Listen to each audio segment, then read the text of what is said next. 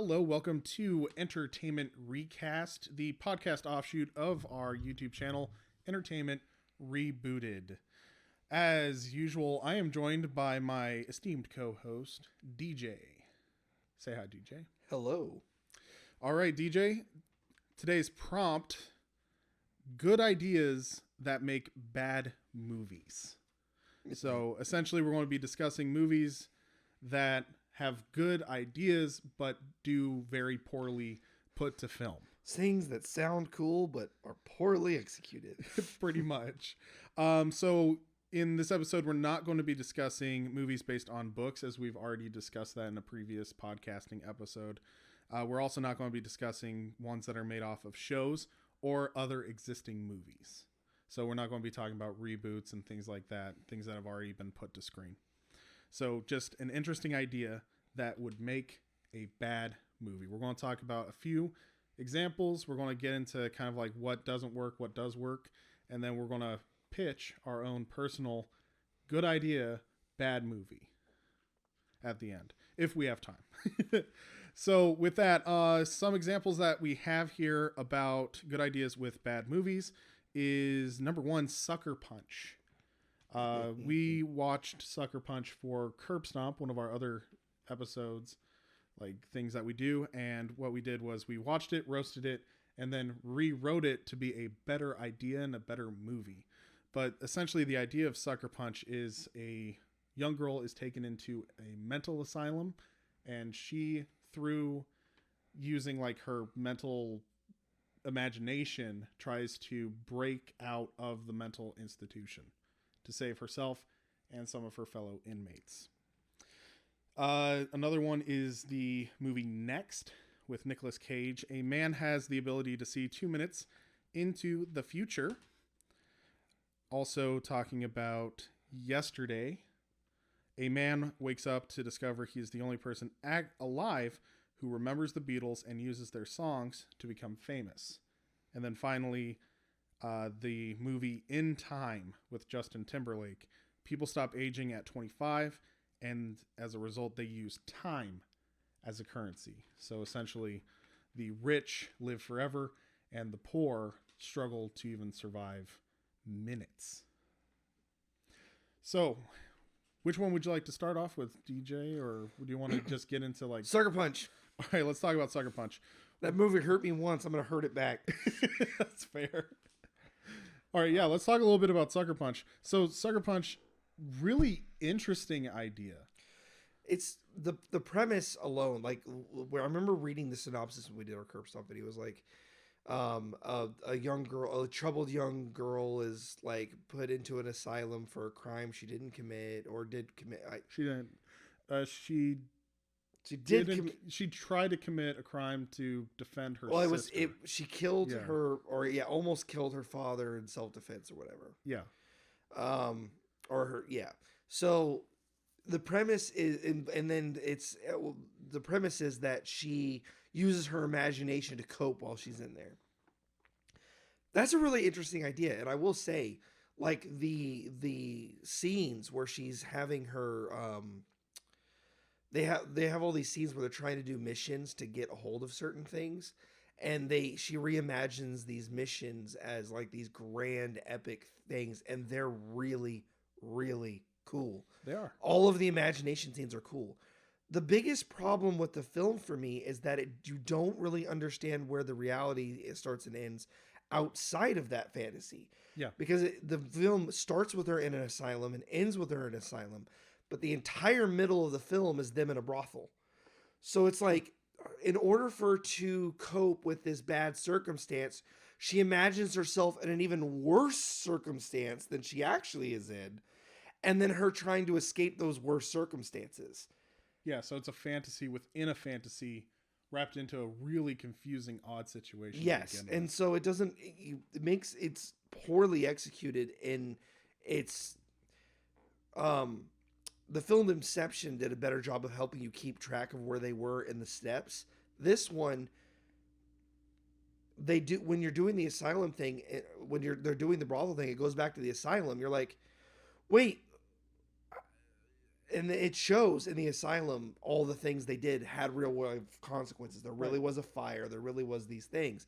But I'm like, what the frick were they doing? I'd have rather seen them in the asylum doing those things. Yeah. And then her having this imagination and the brothel thing. That was just a weird, the weird in thing. between brothel idea was probably what derailed the majority of that film. It would have, or if it had just been, if they'd just had her being thrown into a brothel, that would have also worked. But instead, they had like two separate fantasies, and you're still not sure which one's real, which is actually kind of clever. But where it loses me is through the entire film, it never once breaks back into the asylum at any point. Yeah, not until the very exactly. end. Had it gone into layers up and down and up and down and up and down throughout the film, it would have been more workable. But it's a unique and clever idea that just doesn't work the way they did it. Right, and the thing is, I think that idea is just hard to put on screen. It's almost impossible to put an idea like that on screen. Well, it's just so the idea was. I think the idea specifically that fails it is the multiple layers in the sub fantasy. Mm-hmm. The individual fantasies for the missions work fine in film format, and her being in the asylum worked fine. It's when you added that extra layer that the film gets confusing. Yeah, you added too many layers. You added and you don't do anything with. It goes asylum, brothel, all the way through asylum at the end. Yeah, it's like, move my hands, but it starts at layer 1, drops to layer 2, stays at layer 2, the entire film with slight drops into 3, and then goes back to layer 1 at the very end of the movie. Yeah. So you're just left confused and just wondering what the frick was going on in the asylum. It would have been great if they'd have broken into the asylum, real stuff happening throughout. Yeah. Then it would have worked. But this one layer thing that they did in film is just, it doesn't work. Yeah. Yeah, like the film in and of itself is entertaining. It's a fun idea. It's a great idea, but it's just like way too complicated of an idea for an hour and a half. Oh, it was a 2.5 hour film, if I remember right. Yes. Yeah. It was longer too. Yeah. Like, I think when we rebuilt it, one of the things that we said was that exact thing, was it would have worked better had they not tried to shove so many layers into it the way they did in a film. And a TV show, you probably could have do it that way because you have lots of time to establish characters. Shows like Stranger Things and things have done things like this where they do multiple layers, multiple plot lines going on. Yeah. In a show, you can do that because you don't have to wrap it up at the end of the episode. You can wrap it up later. So you can have a 1 episode plot, a half episode plot, a 1 season plot, a half season plot, a full show plot, and they can stack on top of each other. In a film, that gets really messy when you're trying to shove all that into a 2-hour film. Yeah. The other thing that it struggles from is that the character, the main character, was a block of wood. Yes. And the idea of it was that, we were experiencing the world as she was experiencing it. And it was meant to be immersive. She was a non-player character, so you could project onto her. Yeah. But in a film, that just makes it boring. Yeah, exactly. That kind of reminds me actually of another interesting idea that's a bad plot that I didn't mention. Hardcore Henry. Oh, yes. Like, the first person action movie where it was all filmed in first person. Yeah, interesting idea. Like, that just kind of reminded me though, because I was like, the main character in Sucker Punch is literally supposed to be like a audience insert where we experience the world as she does, and we have the exact same amount of input as she does, kind of. That doesn't work in film. Yeah. That's what video games are for. Yeah. Video games fill the void of like, I get to control a character. First person works there. In a film, it's just weird because you don't have control of what's going on. So you feel like you're having an out-of-body experience.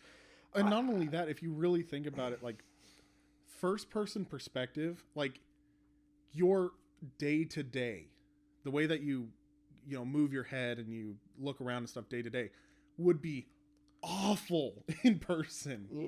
Or not, it's awful in person because the world's awful. But I mean, like, on a screen. Like if you projected a film of somebody who's just like looking around the way they look around, that'd be so disorienting and awful because we know where we're looking, what we want to look at. They do that in a lot of documentaries. In a lot of documentaries, they'll have like a camera on a helmet. Yeah. And so the people are looking around, so you're seeing their perspective. There's a big dome. There's a lot of them, but there's a big dome theater in Huntsville, Alabama, where they do this, where they have like a big dome, and they do a first-person perspective on these shows. It's a documentary style. They're like going over a volcano or whatever, and it's them in a helicopter, and they've got a helmet cam on, and so you're seeing from their perspective. It's disorienting. It's neat, but it's disorienting because you're sitting in the chair and you feel like you're actually there, and you're like grabbing onto the seat because you don't want to die, because you're just uncomfortable because you have no control. You're just a passenger in your own head is what it feels like. That is a really rough way to run a film, and Hardcore Henry, literally, that's the whole movie. Yeah, and I think I tried to watch it once. And it was just the jerkiness of the movements and the things like that was like really cool for like a scene, but it was like an hour and a half long. That is the kind of thing that they've done in films before for individual shots. Well, they do a first person perspective, especially like horror films. They do like a first person camera. It's a great effect. An effect. Somebody decided to make a whole movie out of the effect. I feel like there's a reason nobody ever did it before. It's like shaky cam to a nightmarish extent. Yes, because even like Blair Witch, Blair Witch, people were getting sick because of all the moving around. Yeah. But even Blair Witch doesn't have as much movement as a first person action film would. Yes, like I could imagine a lot of people watching it and just getting nauseous. Yeah. So sorry. That goes back to the one about the time travel one, the 2 minutes in the future thing. That's another one that I feel that would be a nauseous film. Like you're talking, like the whole premise of the film is a superpower of seeing in the future, which has been done to death, but it's still interesting. But it's always done in like groups, like it's somebody's power, and they rarely show the power. They have the person describe what they're seeing, or the camera will like show a vague image of it, or what they're seeing for the audience. Or they do what they did with Doctor Strange with the time stone in Infinity War. Yes. That he literally, like, his head is moving around a bunch, so you're like, oh, he's going through like all possibilities. Yeah. They do an effect. An entire movie where that's the premise of the movie, I think would just be boring and jading. Like you would be like, they would be constantly showing the future, and then sometimes, and something that Hollywood would do, and we all know would do. This is an actual movie though as well, so I've not seen it. But I haven't either. But the premise of it. Yeah. So, and the movie might be good. I'm just saying the premise in general just sounds. The movie was panned. Okay, good. Yeah, all of the movies that I listed on here have been panned. So the thing about this film idea is that you're focusing on the power specifically. And so you're going to have a lot of shots where it's going to show you something. They did this in, what's the one where they see their own death and then try to avoid it? But Happy then Death Day? But then death comes Final Destination. Final Destination. Yeah.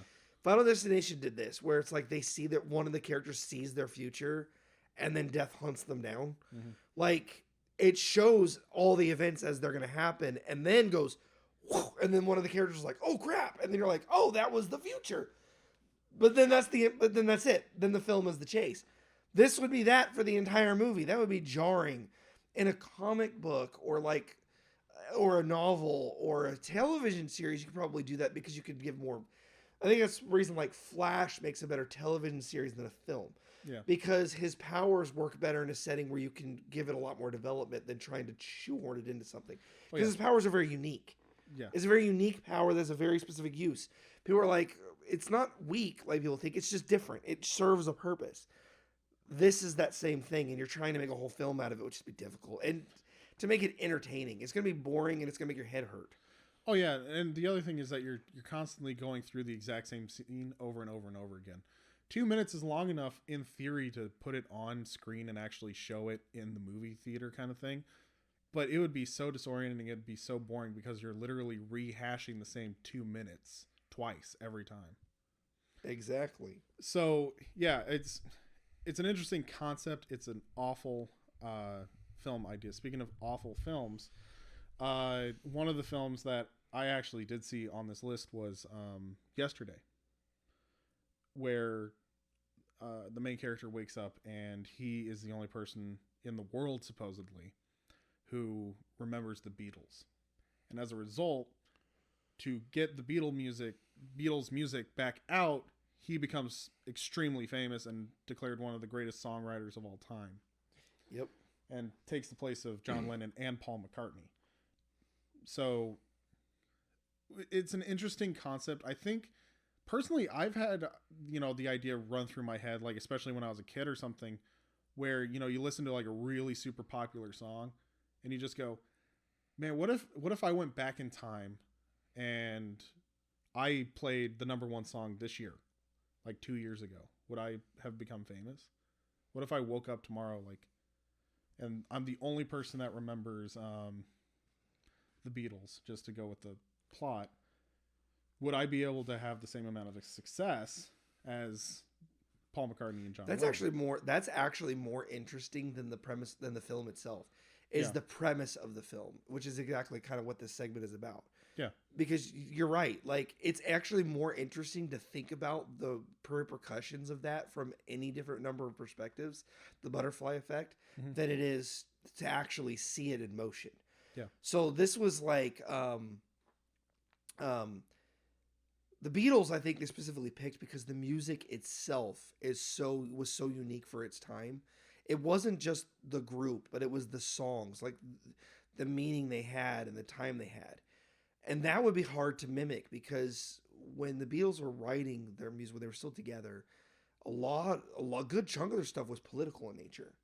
Yeah. And it had a lot to do with what was going on in the world at the time. And one of the great, stories of John Lennon specifically is he was getting a lot of pressure from groups to move away from the Constitution and join the communist movement and stuff like that. And in response, he wrote a song specifically dogging those people. And that was you want to change, we want a revolution. Well, we all want to change the world. Yeah, you may want to, we all want to make changes, but is this really the necessary movement? And then he says, you say you want to change the Constitution. Well, we want to change your head. He literally was mocking the idea of eliminating the Constitution. That was a very political movement. There's a lot of songs like that.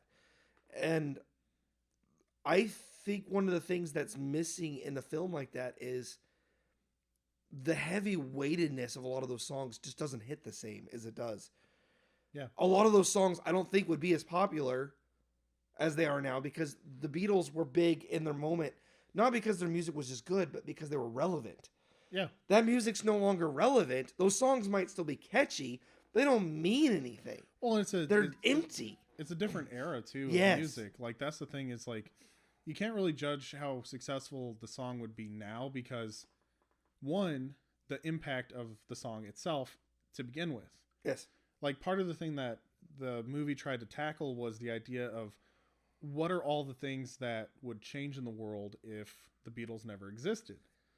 And the problem with that was that the Beatles have such a huge impact, not just on music, but pop culture, on people, on how we deal with people. Their songs influenced wars.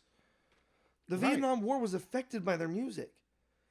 The Korean War, these things world geopolitics was influenced by this music, and they were one of the earlier bands to push for politics that was actually kind of unpopular. And music had been political for its entire existence. It's always been a thing, but a lot of the music of the time was all about let's push back and let's fight and let's burn the system to the ground. And they were like, hey, let's slow down a little bit. Yeah. They were like the brakes on a movement that was getting out of control. Yeah. The hippie movement had gone from peace and love to let's burn this sucker to the ground. And they were trying to that's when you started getting the eco-terrorists and people blowing up buildings and stuff were happening. Because it literally went from this is cool, bro, to we need to make changes. Let's go burn a building down and kill everyone inside. Rah! Right. they were the brakes on that movement, and that you can't encompass that later. It would be almost more interesting if you did it where the Beatles didn't exist and somebody else like did it like a few years later, but that's still not interesting though. The interesting part of the premise is it's modern times someone remembers the Beatles and the effects that music would have today. Some of it would still be relevant. It just would be different impact. That's an interesting premise, but it would be hard to pull off in a way that seems convincing and real. Yes. And I did see that film. So I like it does. Now, a lot of it ends up being just a romantic film. Yeah, it ends up devolving. It's like a into romantic film. comedy for like the last part of it. Well, a good bit of it. It's him like, but a lot of it is what that is. But which is fine. But the premise outgrows the film very quickly. Yeah, you get tired of this thing doesn't exist or that thing doesn't exist. It gets really weird. Well, and also there's stuff that exists that are directly impacted by the Beatles existing. Yeah, exactly. That could still exist, but they act as though they're exactly the same. Or there's stuff that didn't even have anything to do with the Beatles that doesn't exist, and it never explains it. It's never like, what happened? So that is like, a trope in time changing in the butterfly effect type of films anyway. Yeah, they'll always throw in these random things like. They do that. Actually, there's actually an episode of Family Guy that makes fun of that because this actually goes back to the 2 minutes in the future thing, Looper, some of these other films that have been done that have these interesting concepts that do this. Family Guy made fun of this by having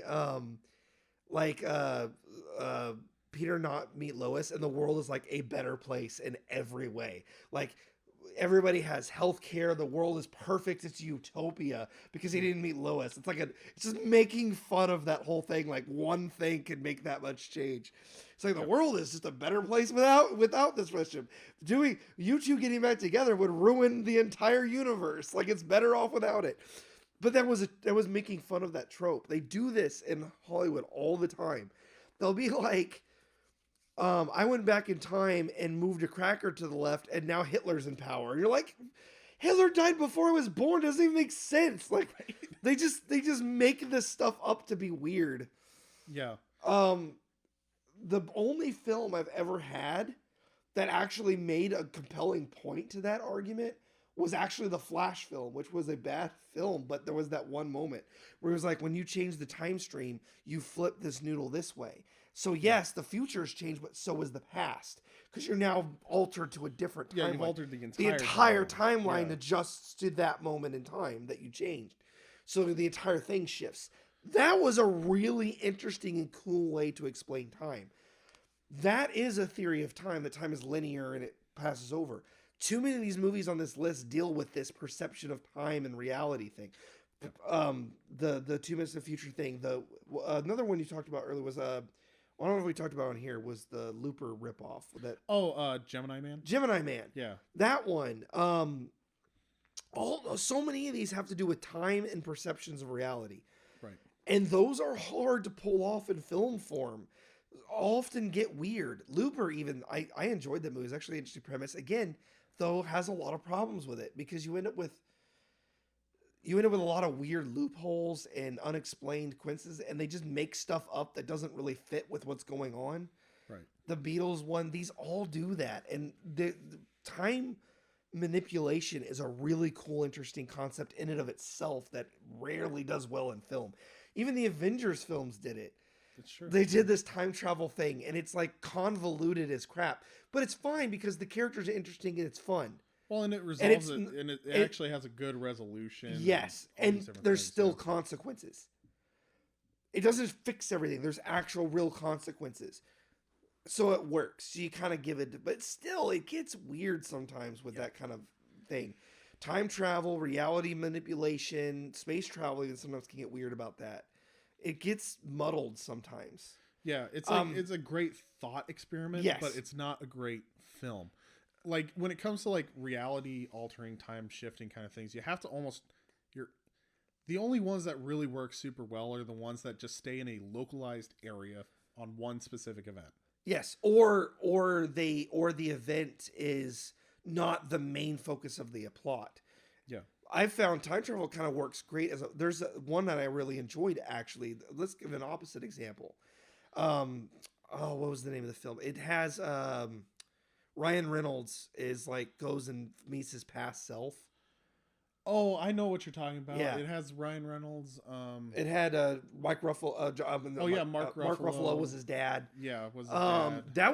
That one was really interesting and fun. And the time travel is a plot device to get certain characters together to be able to do certain things.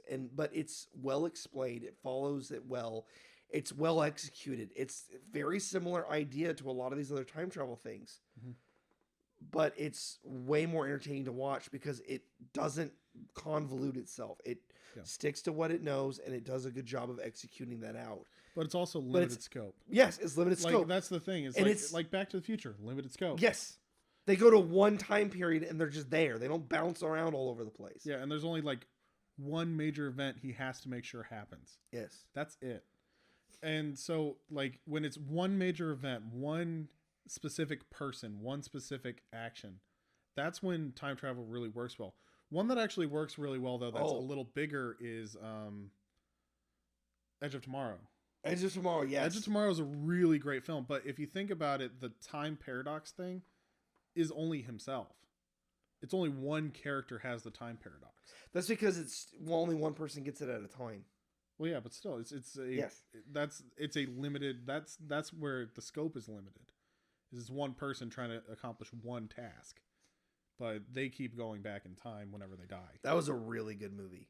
So one of the things about that film that contrasts it against some of the bad, and that this is the point of this episode really too, is focusing on the things that are like the rule, like as a rule don't do well. Yeah. But there's always exceptions. Edge of Tomorrow's an exception because the character connection between him and the female lead, it was Tom Cruise and what's her name? Emily Blunt. Emily Blunt. Yeah.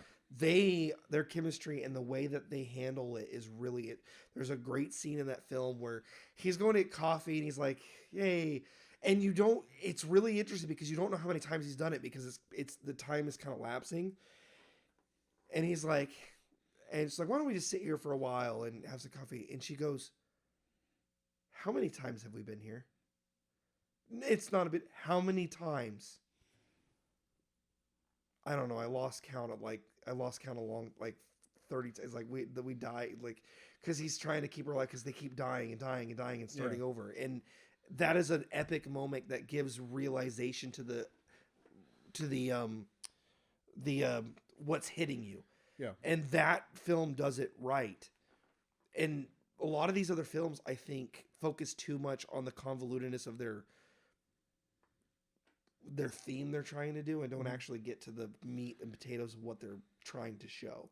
Yeah. The thing is that I think that general rule, like a great idea that doesn't transfer well to film, is that you have to have an idea that you can actually grasp.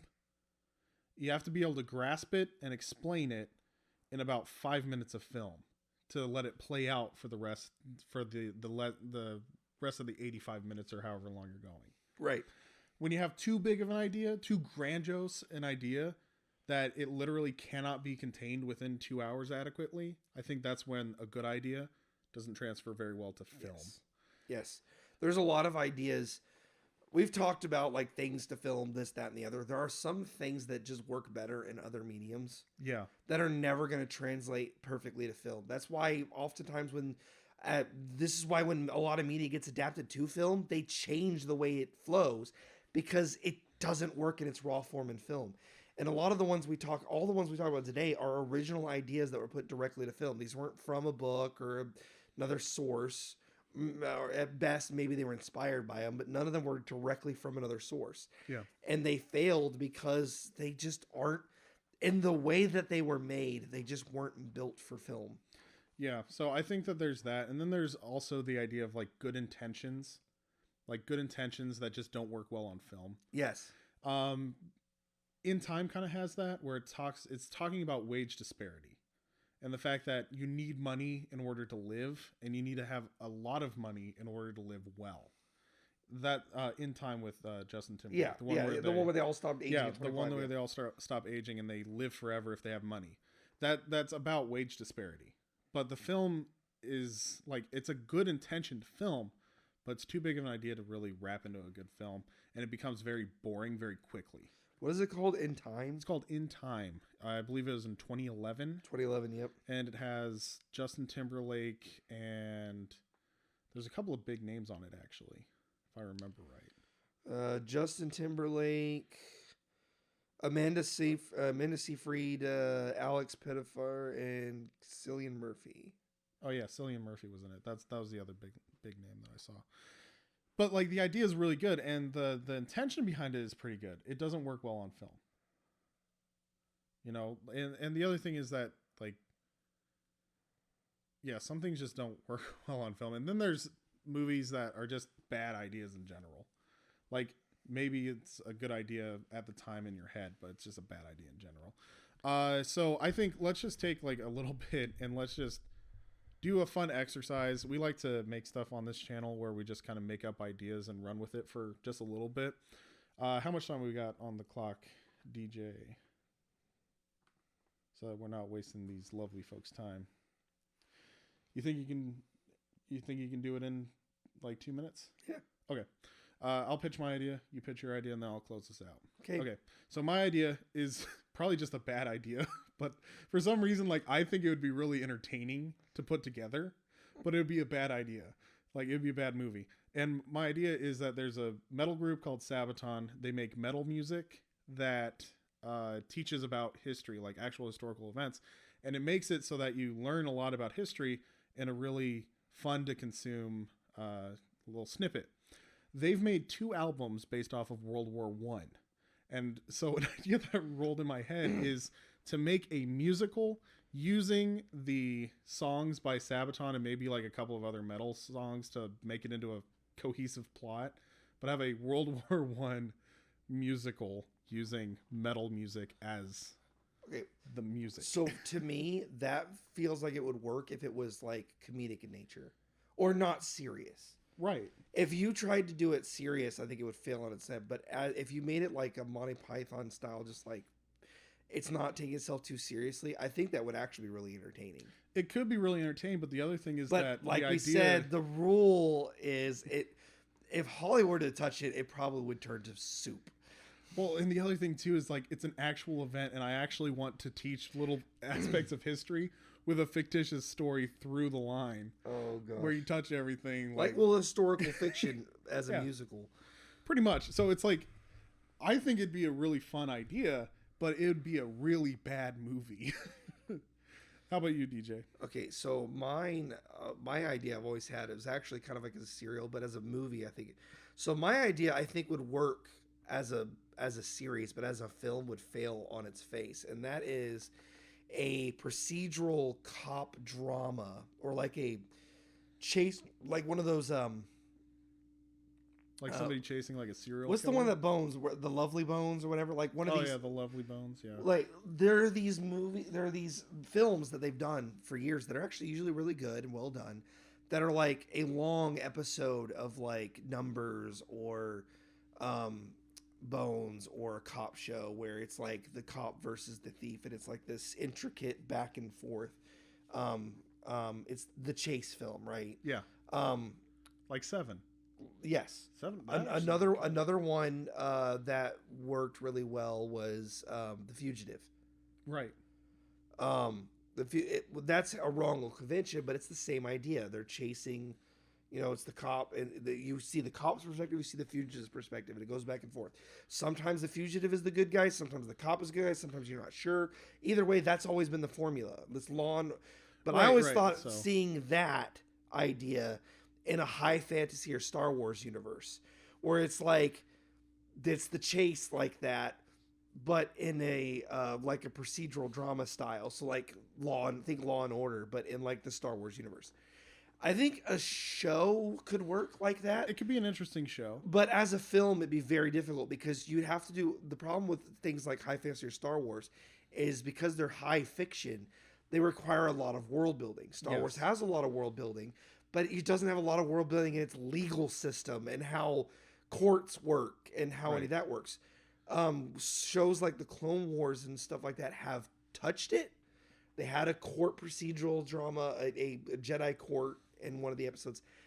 And they had like the Senate procedures, but it's very vague and not really. It's very limited in scope. Yes, you don't need 2 hours to establish a legal system if you already have a TV show that establishes the scenario, the situation in like 5 minutes. It works well in a The series. reason Law and Order works so well is because, one, it's set in a universe we understand with laws we already understand, and two, because it's procedural in a series, the laws that we don't fully understand or the law where it's muddled can be expositioned in a way that's not boring and slapping you in the head with a textbook. Right. In a film, you'd almost have to like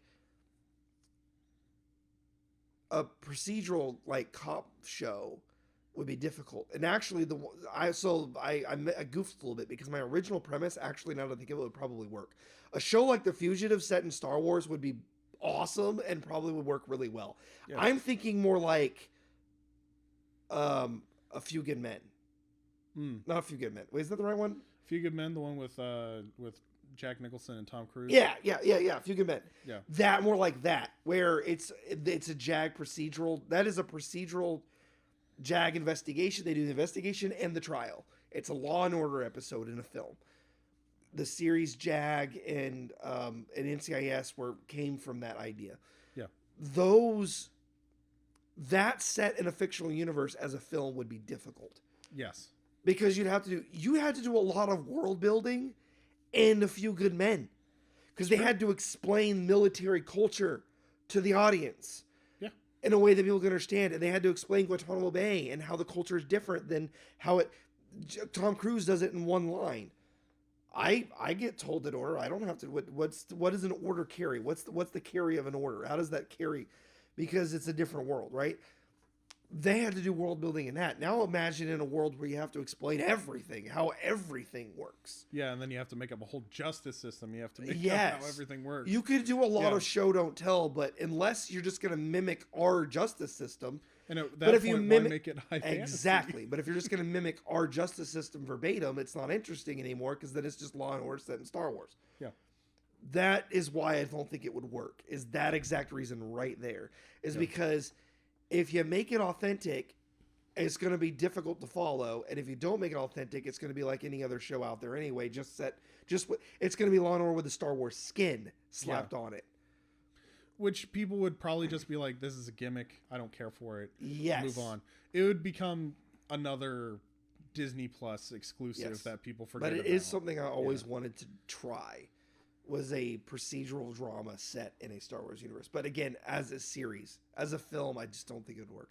Yeah. Now the Fugitive idea, though, in Star Wars, that would be really cool. That'd be sick. That would be really cool. You'd have like a bounty hunter, like... They kind of touched on that in episode 2 just a little bit, if you think about it. Imagine that's true. A full movie where it's just Obi-Wan hunting down Jango Fett. Yes. That would be awesome. That should have been episode 2. Honestly, that was most of that it, was some of the most fun of that film was the hunt between those two. You're right. Yeah. Episode 2, he even goes to the diner. Like he goes and sits down at the diner and he like gets the clues and he tells him where he can find the people. Yeah. Like that was very much like a procedural cop drama. And it was interesting. And then they dropped that plot really soon. Yeah. That was more interesting than what actually happens in the rest of the film. Right. All right. We have reached our time. I think that we've talked about this pretty well. Thank you guys so much for listening to this episode. If you like this kind of content, if you like our thoughts and things like that, be sure to check out the rest of the videos that we have up on YouTube. You can also check us out on Facebook at Entertainment ReBooted. We like to put up different articles, and sometimes we throw little random ideas and stuff that we have for movies, TV shows, and things like that on that as well. In the comments, let us know what you thought about not just our awful movie, good idea. Mine was just a bad idea. But let us know. I actually kind of want to see it happen. I think that'd be freaking awesome. Right. Like a rock opera, a historical fiction rock opera. That sounds really cool. That could be really cool. It cool. Probably will be bad, but I want to see it happen anyway. Exactly. See? Idea. Bad film. Anyway, let us know what you thought about that in the comment section. Be sure to drop a like if you like this video and subscribe if you want more content like this. And be sure to ring that notification bell. I don't think I've ever actually said that, so I'm just going to say it. Ring the notification bell. If you're listening to us on Spotify, check us out on YouTube. Otherwise, I guess we'll see you guys in the next video. Thanks for listening.